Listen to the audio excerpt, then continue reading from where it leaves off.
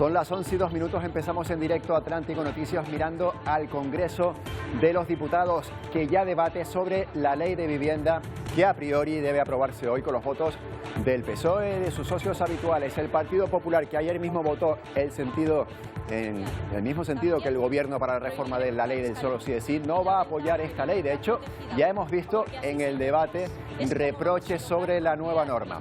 El Ejecutivo dice que quiere defender a los más vulnerables. La oposición, por su parte, cree que favorecerá a los ocupas. En unos minutos damos las claves de esta nueva ley. Ahí vemos a la ministra, a Ione Belarra. Hacer cumplir el Gobierno. Y finalizo esta intervención como comencé, dándoles las gracias a los grupos parlamentarios que hoy van a apoyar esta ley y que han trabajado durante muchos meses para hacerla posible. Cuando la ministra hablando en directo en el Congreso de los Diputados, les damos los buenos días. Hoy estamos además pasando algo de calor en Canarias, no demasiado, con termómetros rondando los 26 o 28 grados, pero imagínense lo que están viviendo en estos momentos en la península. Las crónicas y las previsiones hablan ya de registros históricos para el mes de abril. Ayer, por ejemplo, pasaron de los 36 grados en Jaén, en Sevilla, en Córdoba y casi llegaron a los 38 grados en Huelva. Ayer, recordemos, día 26 de abril, y las temperaturas hoy podrían incluso superar los 38 grados.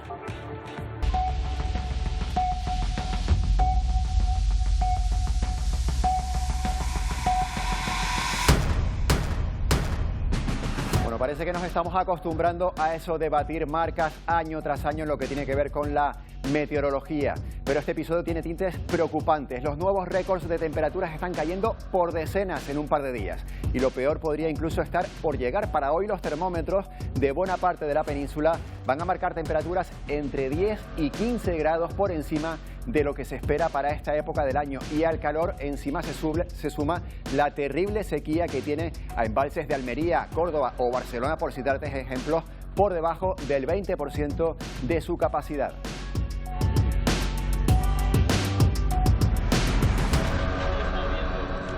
Bueno, y un último apunte, ya es oficial, Sanidad va a dar a las comunidades autónomas, va a proponer un adelanto del Plan Nacional contra el Calor, siempre que entrará en vigor, y con la llegada de junio suele entrar, pues en este año va a llegar el 15 de mayo, como ya ocurrió el año pasado. Bueno, más noticias, aquí lo están viendo.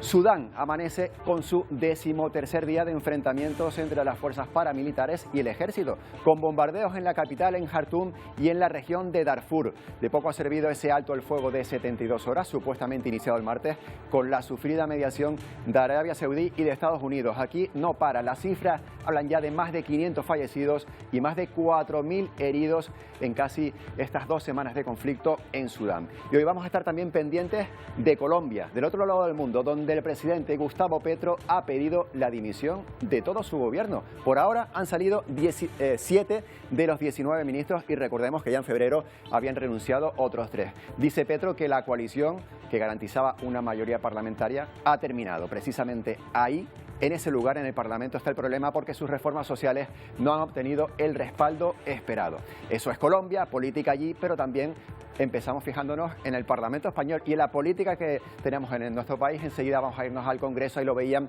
se debate esa ley de vivienda, pero antes recordamos que ayer quedó aprobada definitivamente con su convalidación en el Senado la reforma de la ley del sí es sí. El PP volvió a apoyar la iniciativa del PSOE y volvieron a verse los aplausos de la bancada popular, en este caso en el Senado, y allí como protagonista Núñez Feijóo como receptor de esos aplausos. El nuevo texto rescata las penas mínimas que marcaba la anterior legislación, la de antes de la ley del solo sí es sí, castigando con más años de cárcel a las agresiones sexuales en el caso de que haya violencia e intimidación. Bueno, otros datos. A primera hora de hoy hemos conocido lo que refleja la encuesta de población activa correspondiente al primer trimestre del año. En ese periodo, aquí lo están viendo, en España se han registrado 103.800 parados más. Es un incremento superior al mismo periodo del año pasado. El porcentaje de población activa, eso sí, que tenemos ahora mismo en España, se sitúa en el entorno del 13%, el 13,24%, unas décimas por encima del porcentaje con el que se cerró el año. A pesar de ese incremento, hoy están trabajando en España unas 350.000 personas más que hace un año. Y más sobre economía, la Unión Europea fija nuevas normas más para el gasto público. La Comisión ha propuesto que la deuda pública de los países miembros caiga durante 4 años y se mantenga en ese camino descendente durante otra década más. La iniciativa no parece convencer a gobiernos como el alemán, que querían establecer un objetivo mínimo anual de reducción en el entorno del 1%. De momento es solo una propuesta, ya lo saben, tendrá que discutirse por cada uno de los gobiernos europeos. Pero volvemos aquí a España porque la atención está puesta en la ley de vivienda que debe aprobar hoy el Congreso. Hace solo unos minutos, la ministra de Derechos Sociales, Ione Belarra, que la veían ahora mismo en directo en el Congreso, pues ha estado aquí en Buenos Días Canarias y ha hablado sobre este asunto. Las inmobiliarias, que durante mucho tiempo han tenido cooptado el mercado del alquiler, pues ven que aquí sus intereses están en juego, porque por primera vez los inquilinos y las inquilinas no van a tener que pagar el mes de agencia, no se les va a poder incluir en su alquiler tasas como la tasa de la basura o la tasa de la comunidad, y efectivamente esta es una ley que por primera vez inclina la balanza a favor de los inquilinos y de las inquilinas y de la gente que tiene una hipoteca. Esto es lo que decía Ione Belarra hace solo unos minutos aquí en Televisión Canaria, en el programa Buenos Días Canarias. La ley debe aprobarse hoy en el Congreso, en la Cámara Baja, que tenía previsto discutir los asuntos de esta ley como el punto número 2 de su orden del día. Silvia Mascareño, ¿a esta hora se ha aprobado ya la ley o a qué hora está prevista la votación? Pues esa votación está prevista en torno a las 11:30 hora canaria, votación de esa primera ley de vivienda de la historia de la democracia, con la que el Gobierno pretende atajar la escalada de precios, especialmente en el mercado del alquiler. Así que, salvo sorpresa, saldrá con los votos del Gobierno de coalición, es decir, de PSOE, Unidas Podemos, también de otros grupos como Esquerra y Bildu, pero con el rechazo de la oposición, que asegura que no solamente no va a solucionar ese problema, sino que lo va a agravar y además que deja vía libre a la ocupación. La clave es que hay otros grupos, normalmente habituales socios parlamentarios del Gobierno, como el PNV, pero también Coalición Canaria, que denuncia que invade competencias autonómicas y que además hará que muchos propietarios saquen sus viviendas del mercado residencial y lo pongan en mercado turístico. Veremos lo que ocurre, porque la vivienda se ha convertido en uno de los principales temas de la agenda política y sobre todo de la agenda electoral. No hace falta esta ley de vivienda. Lo que hace falta es construir vivienda, pero vivienda de verdad, no humo. Y nosotros decimos no rotundo a esta ley. Bueno, el Estado de Derecho tiene mecanismos para hacer cumplir las leyes, pero en cualquier caso yo no quiero ni siquiera estar en el supuesto de que una comunidad autónoma gobernada por el Partido Popular diga no cumplo la ley. Bueno, ¿qué letra pequeña tiene esta ley? Vamos a repasar algunas de esas claves, quizás las más controvertidas, por supuesto, con la ayuda de Isier Pérez. Empezamos hablando del precio de los alquileres. Cuéntanos. Sí, porque ahora mismo existe un problema candente en España, en casi todos los territorios prácticamente del país, y es que hay poca oferta y la poca oferta que hay tiene unos precios muy altos. De ahí esta nueva ley de la vivienda que, pues a partir de que se apruebe, pues topará el alquiler. Nos encontramos ahora, 2023, con un tope ya del 2%, el próximo año subirá al 3%, incluso por debajo del IPC, que está actualmente en el 3,3%, y a partir también de esta nueva ley no se tendrá en cuenta el IPC cada año a la hora de renovar esos precios del alquiler, sino que entrará en vigor un índice de referencia siempre menor al IPC y que pues fijará ese tope al alquiler. Antonio. O sea que estamos viendo que este mismo año un 2% como máximo se pueden subir los alquileres que se renueven ahora, el año que viene un 3%, a partir de 2025 ese nuevo tope, pero ¿en qué supuestos los propietarios sí que pueden modificar esos precios a su antojo? Solo si pues esos propietarios o esas viviendas están fuera de las zonas tensionadas. En el caso de que estemos en zonas tensionadas, nunca podrán cambiarnos ese precio del alquiler. ¿Qué entendemos por zonas tensionadas, Antonio? Pues que el precio del alquiler en los últimos 5 años en esa área ha subido más de un 3%, o bien que en esa zona los hogares dediquen más del 30% de sus ingresos a pagar la renta del alquiler. En el caso, por ejemplo, de Canarias, zonas tensionadas, nos encontramos con San Bartolomé de Tirajana, Mogán, Adeje o Arona. Bien, ¿en esta limitación de precios también están los alquileres por temporada? No, por ahora no se regulan esos alquileres de temporada, pero sí que hay un compromiso expreso dentro de la ley, pues que habla de que se comprometerán a crear un grupo de trabajo para poner esa regulación de los alquileres de temporada encima de la mesa. El alto precio de los alquileres que ha hecho que muchos hogares tengan dificultades para pagarlo. ¿Cómo se está afrontando esa situación? Pues fíjate, porque desde ayer en el Congreso ya por fuera había muchas asociaciones de propietarios afectados por la ocupación denunciando que la nueva ley lo que viene para los desahucios es aumentar las trabas burocráticas para estos propietarios. ¿Por qué? Porque en todos estos casos tendrán que acreditar que su vivienda está siendo ocupada, el propio propietario tendrá que verificar que es su vivienda habitual y no su segunda residencia, también tendrá que acreditar si es gran tenedor o no. Aquí también tenemos una nueva entrada en vigor, ya que los grandes tenedores a partir de ahora son los que tienen 5 propiedades, 5 y no 10 como venía siendo hasta ahora. También será el propio propietario, y esto entra un poco en conflicto con la ley de protección de datos, quien esclarezca si esa familia está en situación vulnerable o no. De ahí que entre un poco en conflicto con esa ley de protección de datos, tienen que hacer un poco de detectives, y también el propio propietario tendrá que acreditar que ha intentado, por la vía de la administración pública, intentar mediar en ese conflicto, Antonio. Vamos a profundizar, muchas gracias, Isier, un poco más sobre este asunto con Beatriz Toribio, que es directora general adjunta de Masteos. Es una empresa del sector inmobiliario especializada en el alquiler aquí en España. Buenos días, Beatriz. Hola, muy buenos días. Bueno, está a punto de aprobarse esa nueva ley de vivienda para toda España. Sí es verdad que tiene sus matices porque hay muchas competencias que también dependen de las comunidades autónomas, pero ¿es una ley ahora mismo que hacía falta y que va a mejorar el sector? Mejorar no lo va a mejorar, al contrario, habéis explicado muy bien que el problema en concreto, en general, ¿no? El problema de la vivienda en España son dos. Uno es el problema de la accesibilidad, es decir, la gente, debido a su bajo poder adquisitivo, ¿no? A su sueldo, a sus condiciones económicas, tiene que hacer un gran esfuerzo para comprar o alquilar vivienda. Y por otro lado, en el caso en general de la vivienda, pero sobre todo en el alquiler, tenemos un problema de oferta.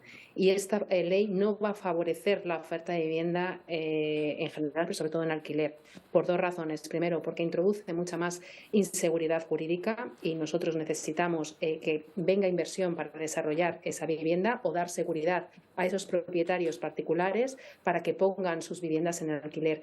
Y esta ley introduce todo lo contrario, es muy desequilibrada, está del lado de una de las partes que intervienen en el mercado, que es el inquilino, y que evidentemente hay que proteger, pero también hay que proteger al propietario de cara a esas ocupaciones, de cara a impagos, de cara a desperfectos, de cara a poder alquilar la vivienda a determinados precios, pero si le obligamos a un tope, tendremos que compensarle de alguna otra manera, ¿no? Y aquí, además de que establece muchas dudas, como lo que estabais comentando de las zonas tensionadas, porque van a ser las administraciones quienes van a tener que definir cuáles son si esas zonas son tensionadas o no, y esto va a provocar desequilibrios, porque veremos que hay regiones donde se aplica la ley y en otras que no. Estamos hablando de la protección de los inquilinos, también la desprotección, como usted ha dicho, de los propietarios, pero de cara a las inmobiliarias, uno de los titulares principales que ha salido es que ya el inquilino no tendrá que pagar esa tasa, esa cuota que se pagaba siempre al inicio a la inmobiliaria, y esa cuota pasa a asumirla, y imaginamos que los propietarios, ¿no? ¿Esto supone una novedad muy significativa? Sí, es una novedad, que es verdad que ahora mismo en el mercado funcionaba según quién era, podríamos decir, la parte débil, ¿no? Según la situación del mercado, es decir, cuando después de la crisis había mucha oferta de vivienda en alquiler y poca demanda, ¿no? Como consecuencia de esa crisis, era el propietario quien normalmente pagaba esa gestión. Ahora, sobre todo en las grandes ciudades, como la demanda es tan alta y la oferta es tan pequeña, sobre todo suele cargar del lado del inquilino, perdón. En otros casos, a veces se divide esa gestión, ¿no? Los costes de esa gestión. Esto veremos qué consecuencias tiene. Sin duda vamos a ver diferentes casuísticas. Va a haber propietarios que van a optar por alquilarlo por su cuenta y riesgo, y otros propietarios que no tengan tiempo para poder mostrar esa vivienda a esos futuros inquilinos, etcétera, sí harán frente a esos gastos, ¿no? Esta es una medida más, pero es verdad que es una medida que muestra ese desequilibrio que comentaba respecto a propietario e inquilino. Algo que también ha llamado mucho la atención en estas últimas semanas es ese incremento de viviendas sociales, ¿no? Se van sumando de miles en miles cada vez que el presidente del gobierno habla. Yo no sé si ustedes lo valoran como algo que puede desequilibrar el mercado o al contrario, que va a venir a equilibrar esa oferta y demanda. Vendría por lo menos esas medidas irían enfocadas a esa necesidad de oferta de vivienda que comentamos, ¿no? Entonces, en este sentido, a diferencia de la ley de vivienda, sí que van enfocadas a mejorar esa oferta. El problema es que, por ejemplo, como es en el caso del anuncio de las viviendas de la Sareb, pues ya se ha hablado mucho de que de esas 50.000 viviendas, gran parte ya están en el mercado, otras están en construcción, otras son esqueletos, están ocupadas, o sea, no están en condiciones para que se puedan alquilar y necesitan grandes ingresos para poder rehabilitarlas. Luego, no es una medida que vaya a ser eficiente y además pues desarrollar esas ofertas, ¿no? Porque hay esas viviendas, perdón, porque hay una parte dentro de estas viviendas de la Sareb que hay que construir, pues eso va a llevar tiempo, ¿no? Claro. Y lo que necesitamos son medidas también a corto plazo, y para conseguir que más oferta de vivienda en alquiler a corto plazo, lo que necesitamos es que a los propietarios actuales darles seguridad. Y esos propietarios son dos grandes empresas, grandes inversores, a quienes esta ley demoniza y les señala como el enemigo, y evidentemente pues mucha de esta inversión se va a ir a otros países, o vamos a ver que esa inversión en vez de ir a unas regiones sí y a otras no, para desarrollar esa vivienda que necesitamos en función de cómo después se traslade esta ley en cada comunidad autónoma.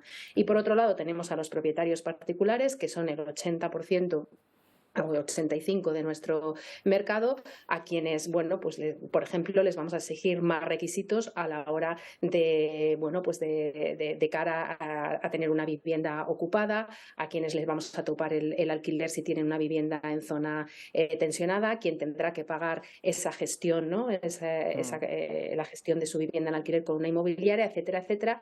Entonces, esto hará que muchos propietarios particulares pues lo valoren, y con todo este ruido que genera esta ley, pues muchos de ellos lamentablemente a lo mejor se plantean o bien no alquilar esa vivienda o bien venderla. Yo creo que quiero dar una visión, o sea, un mensaje un tanto positivo, porque, bueno, es verdad que esta ley no ayuda, pero también nosotros, por ejemplo, en Masteos, que somos una empresa especializada en asesorar a propietarios particulares a invertir en vivienda en alquiler, cuando esas viviendas, bueno, pues cuando esa inversión se realiza de la mano de un asesor, pues te va a permitir hacer una buena inversión, ¿no? Y muchas veces las cifras y los datos y esas rentabilidades son tan altas, y está la necesidad de oferta de vivienda en alquiler, que va a hacer que todavía pues estas inversiones en un contexto como el actual de alta inflación, etcétera, como es una inversión segura, pues todavía va a ser atractiva. Ahora bien, el ruido en general no ayuda, y creo que a corto o medio plazo lo que vamos a ver es una contracción de la oferta y un mayor repunte de los precios. Lo veremos, nos quedamos con esa previsión. Beatriz Toribio, gracias por habernos atendido. Gracias a vosotros, un saludo. Gracias. Bueno, pues vamos a ir precisamente a esa ventanita que tenían ustedes ahí abajo, la señal del Congreso en directo, porque en estos momentos se está votando precisamente la aprobación o no de la ley de vivienda. Ahí tienen los votos. Vamos a escuchar a la presidenta del Parlamento. Comienza la votación. Precisamente en este momento, como estamos viendo, comienza esa votación. Bueno, esto lo conocen ustedes también, este momento en el que los diputados tienen que accionar su... 341, ya, parece que tenemos ya un resultado, a ver qué dice la presidenta. En consecuencia, queda rechazada la enmienda.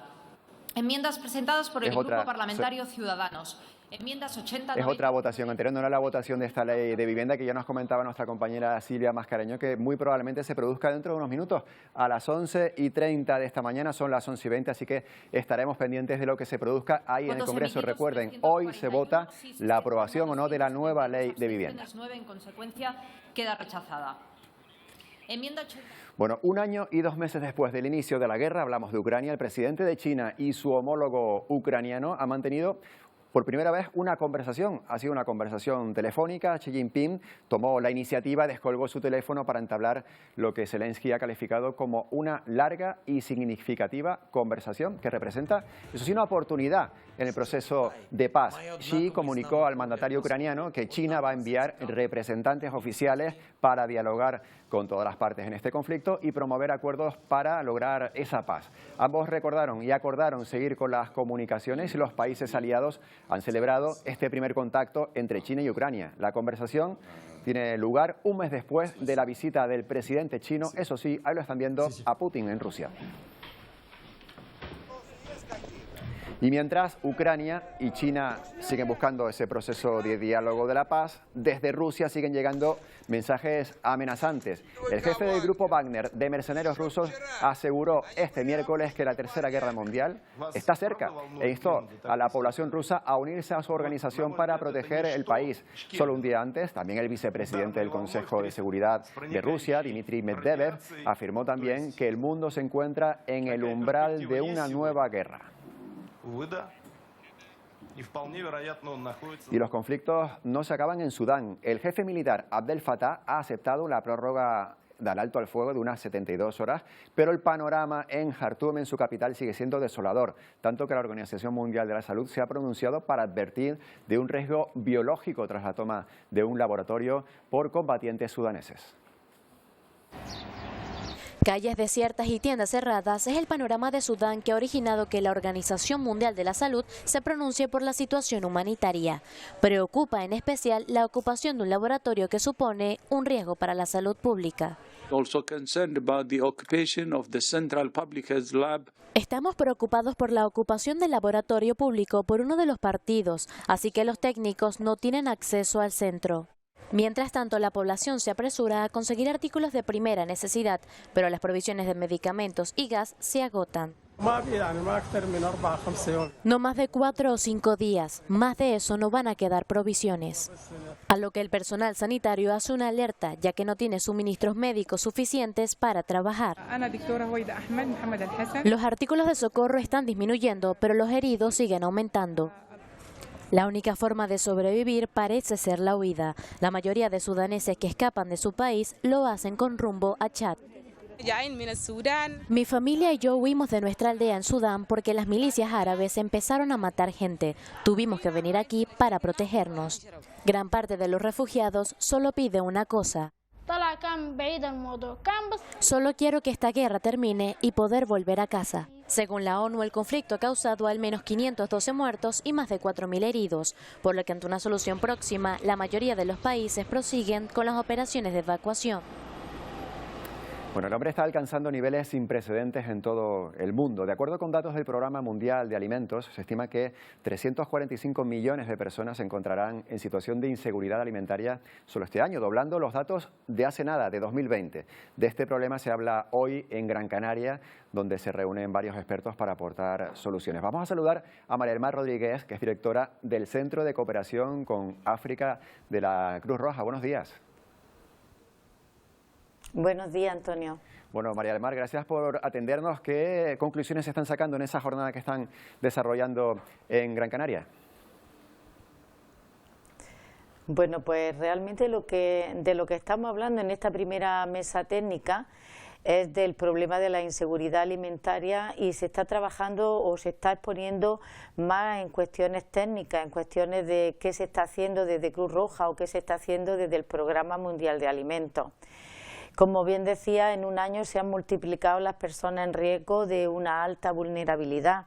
Hay 17 países que están en una situación de inseguridad alimentaria extrema.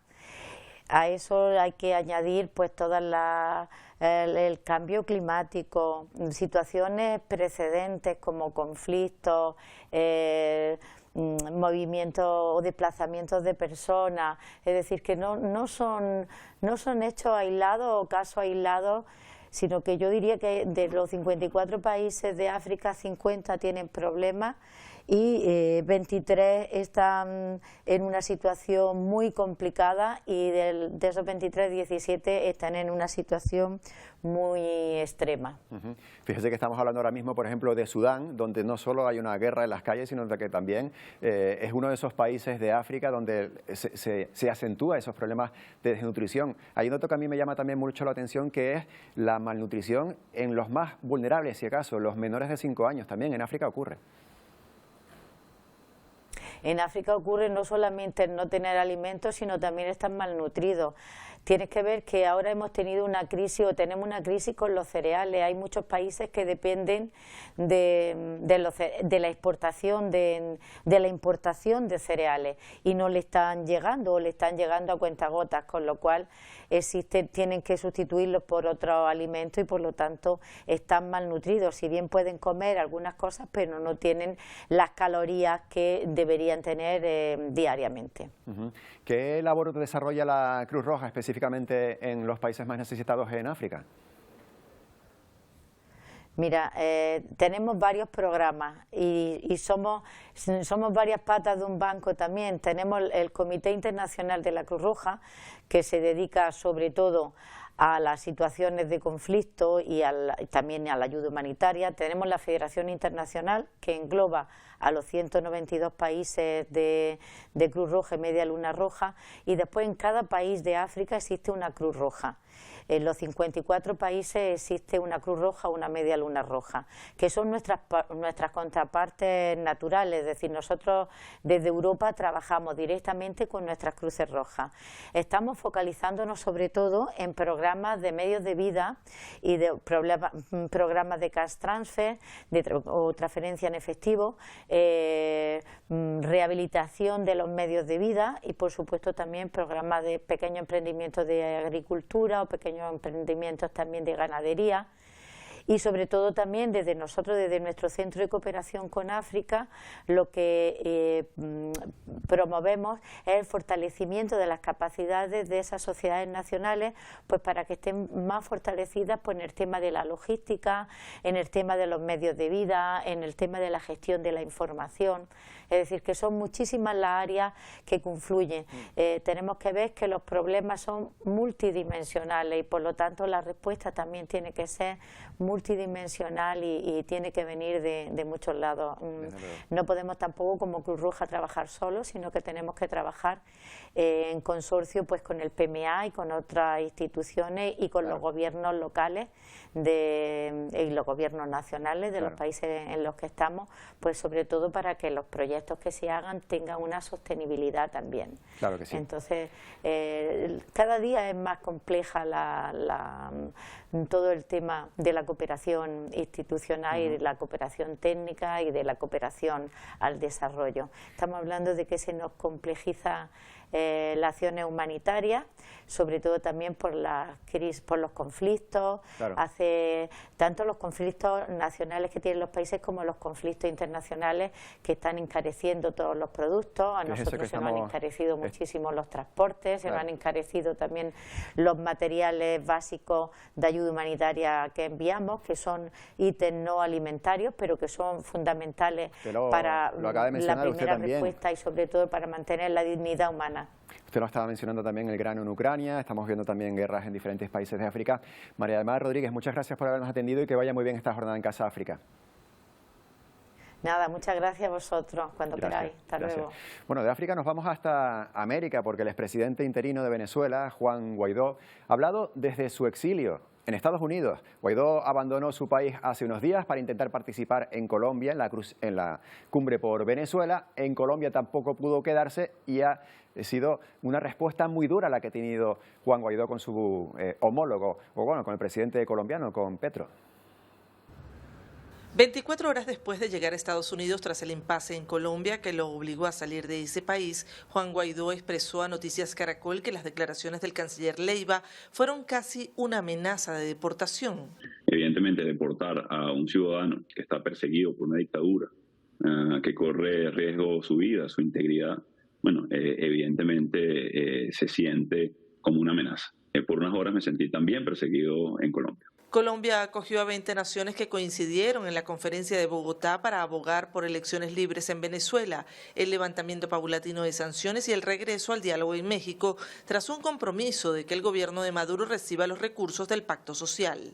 En este sentido, Venezuela emitió un comunicado en el que toma nota de las deliberaciones de la conferencia de Bogotá, pero reitera la necesidad de que se levanten todas las sanciones, retornen los activos bloqueados en el exterior y liberen a Alex Saab. Por su parte, la plataforma unitaria de la oposición celebró el consenso para retornar al proceso de negociación y la necesidad de un cronograma electoral. No le fue bien a Maduro, no tuvo eco en esta reunión. Hay apoyo hacia el proceso de negociación como herramienta para las soluciones. Desde las universidades, los jóvenes abogaron por la liberación de presos políticos, entre otras peticiones. Es indispensable que también se hable de la judicialización de los partidos políticos. Tras la salida de Juan Guaidó del país, el Partido Voluntad Popular está evaluando sustituirlo como candidato a las elecciones primarias de la oposición por el dirigente político del Estado Barinas, Freddy Superlano. En Caracas, Venezuela, Beatriz Adrián, Noticias Caracol. Bueno, aumenta ya hasta 17 el número de fallecidos por dos explosiones que dejaron esta situación que ven en Pakistán. Las autoridades sanitarias han confirmado que hay al menos otras 70 personas heridas. La cifra de fallecidos podría incluso ser mayor, ya que las últimas bajas han sido víctimas que estaban hospitalizadas con pronóstico grave. Y seguimos en Pakistán porque este martes por la noche murieron otras 9 personas en un accidente de tráfico. Los servicios de emergencia han declarado que un camión golpeó de frente a la furgoneta donde viajaban esos 9 fallecidos que murieron en el acto por el fuerte impacto del camión que circulaba, eso sí, a gran velocidad. Las víctimas regresaban a sus hogares después de pasar un día de picnic en un lago al sur de Pakistán. El conductor del camión está en búsqueda de captura tras huir del lugar del accidente. Bueno, vamos a volver al Congreso de los Diputados, donde ya saben que esta mañana se vota esa ley de vivienda. Estamos pendientes del resultado de esa votación. En cuanto se inicie, le contaremos qué ocurre. En principio, la ley debería ser aprobada con el apoyo de los socios de gobierno, también de sus socios habituales. Ahí estamos viendo el techo del Congreso y eso sí, con el rechazo de la oposición. Con esta imagen lo dejamos, volvemos enseguida.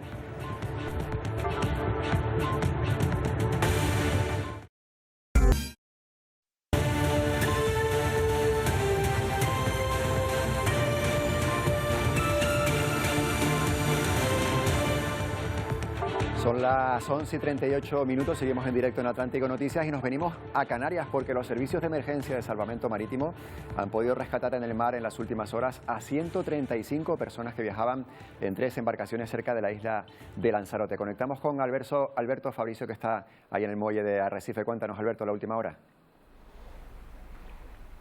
Buenos días, Antonio. La última hora que tenemos, como tú dices, es esa mañana humanitaria que se ha vivido en la isla, en las costas de Lanzarote, con la llegada de 135 personas a bordo de 3 embarcaciones. La primera era interceptada de madrugada por la guardamar Polinia con 46 personas, de ellas 40 hombres, una mujer y 5 menores de origen magrebí, todos en aparente buen estado de salud. Cuando se dirigían a este muelle de la Cebolla, en Arrecife, interceptaron otra con 47, haciendo un total de 93 personas que llegaron a este muelle de la Cebolla en torno a las 8:30 de la mañana. La tercera embarcación, que era rescatada, se encontraba al sur de La Graciosa, en el entorno de Montaña Amarilla. Allí acudía la salvamar Al Nair y rescataba un total de 42 personas, 40 hombres y 2 mujeres de origen magrebí, todos en aparente buen estado de salud. En estos momentos, a mi espalda, se están empezando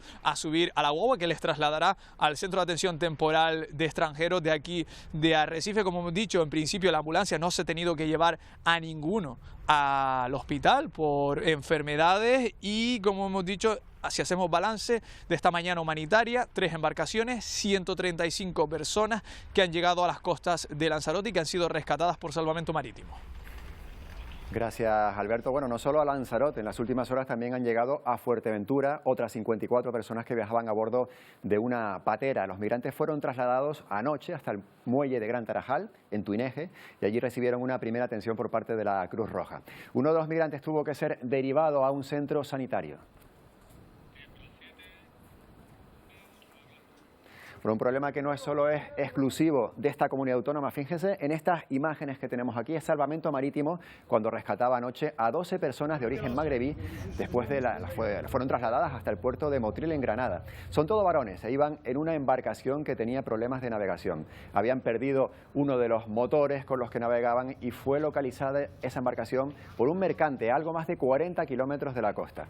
Esta misma madrugada, otros 19 migrantes más, entre ellos un bebé, fueron interceptados no lejos de Alicante y llevados hasta esa ciudad.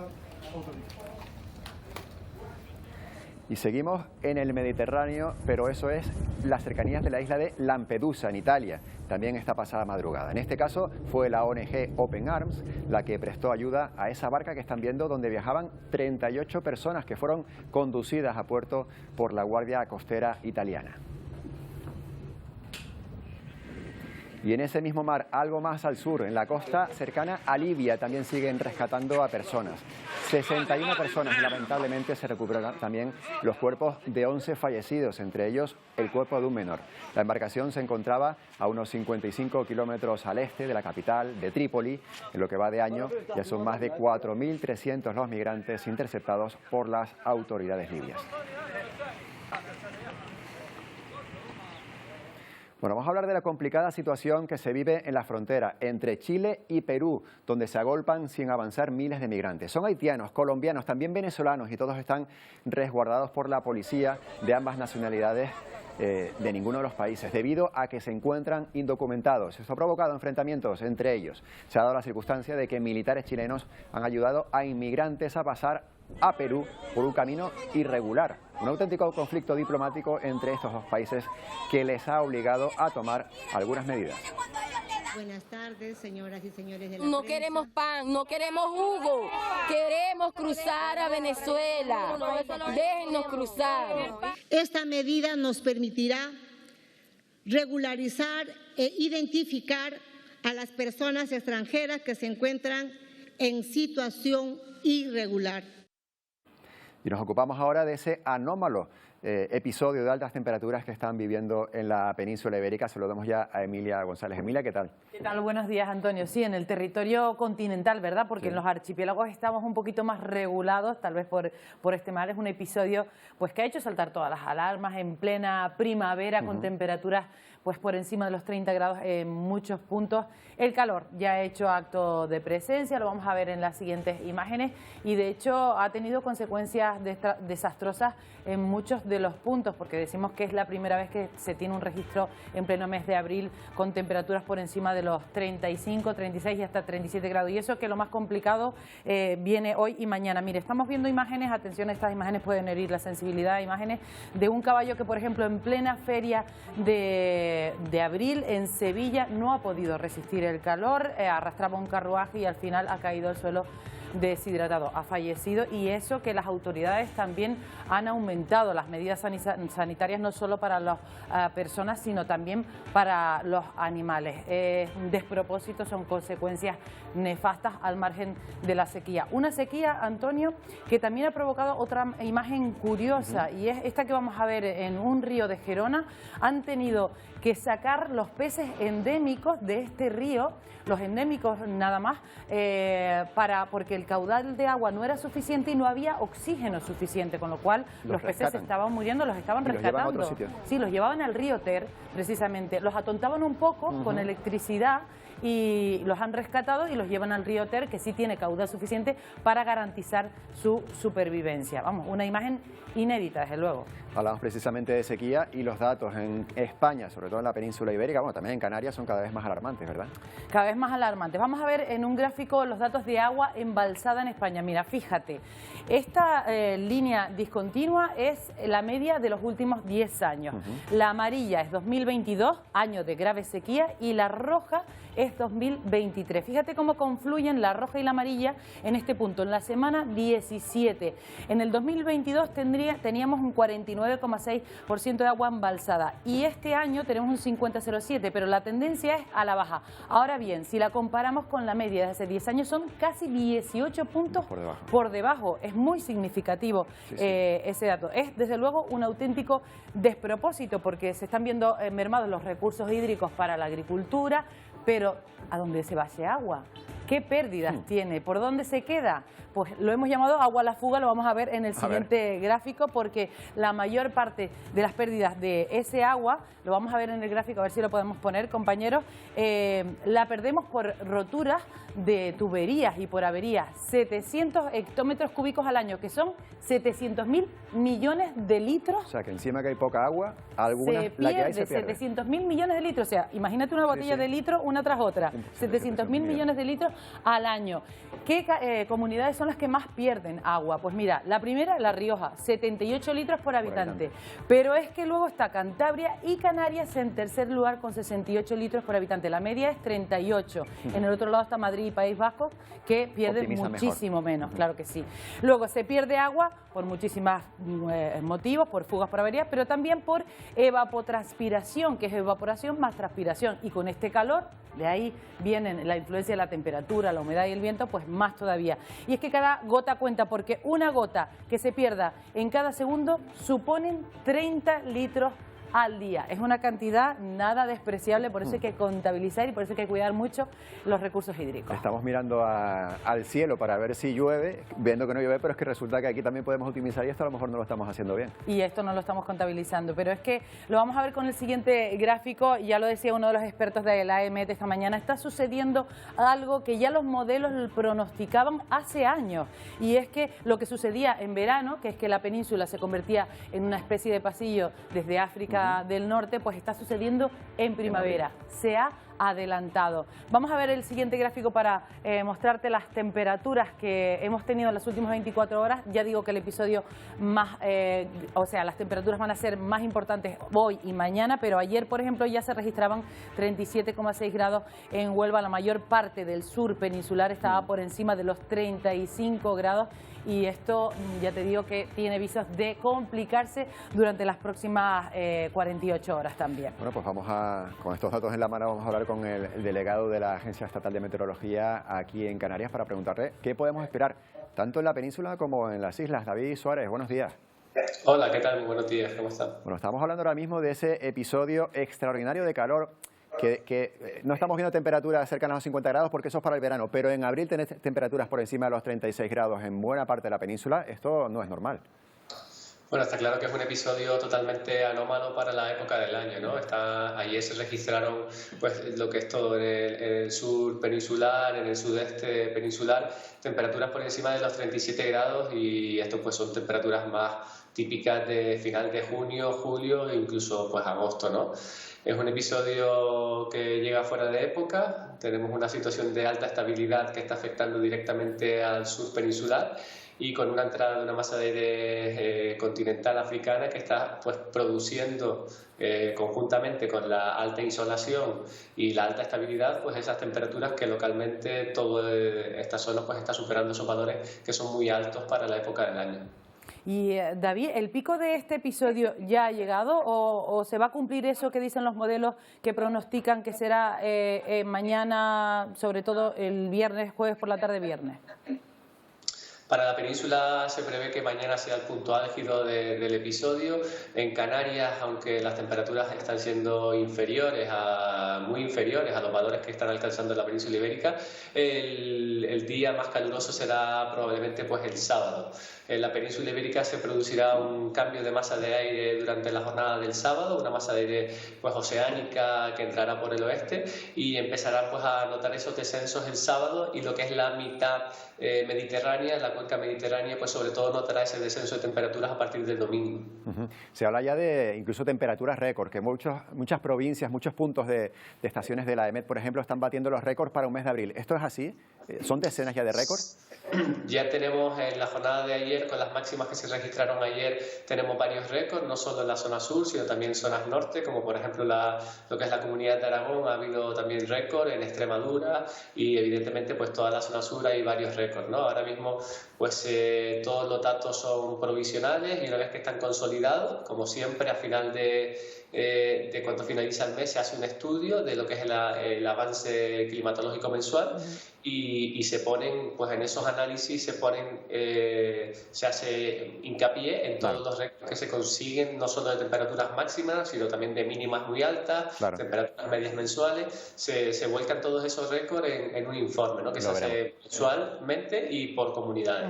Lo veremos. Gracias, David. Gracias a ustedes.